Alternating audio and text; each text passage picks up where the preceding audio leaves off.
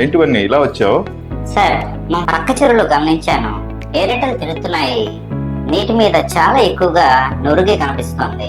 ఇది ఎందుకు వస్తోంది? ఈ నురగ వల్ల ఏమైనా ప్రమాదం ఉందా? ఇవన్నీ సాధారణంగా చెరువులో ఆర్గానిక్ లోడ్ ఎక్కువైనప్పుడు మనం ఏరేషన్ వల్ల ఈ నొరగ ఏర్పడటాన్ని గమనించవచ్చు.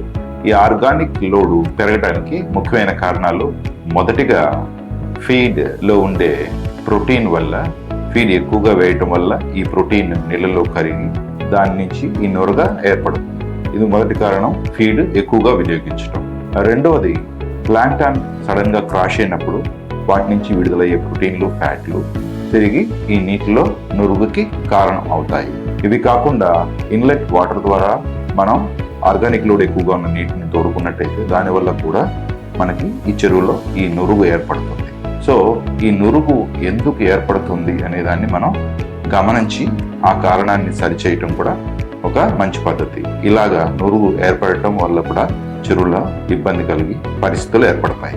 హలో సార్, నేను మీ వన్ని.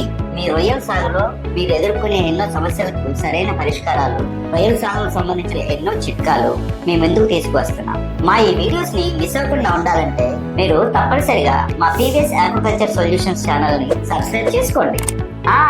అలాగే బెల్ ఐకాన్ ని ఆన్ చేయడం మర్చిపోకండి. మళ్ళీ ఇంకో వీడియోలో కలుద్దాం. నమస్తే.